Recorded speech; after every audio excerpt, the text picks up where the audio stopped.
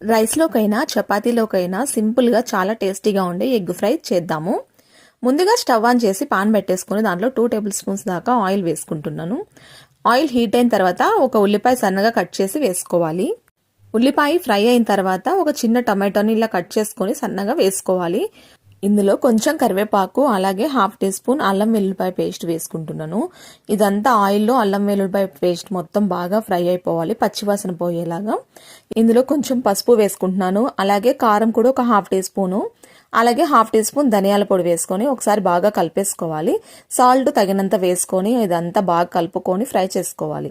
Boil చేసుకున్న eggs ని ఇలా సన్నగా కట్ చేసుకొని ఇందులో వేసుకోవాలి. ఒక మీడియం ఫ్లేమ్ లో ఒక 2 మినిట్స్ కనుక బాగా ఫ్రై చేసుకుంటే ఎంతో టేస్టీగా ఉండే ఎగ్ ఫ్రై అయితే రెడీ అయిపోతుంది. చాలా టేస్టీగా ఉంటుందండి. చపాతీకైనా రైస్కైనా లేదు అంటే సైడ్ డిష్గా కూడా చాలా బాగుంటుంది. వీడియో నచ్చితే తప్పకుండా సబ్స్క్రైబ్ చేసుకోండి.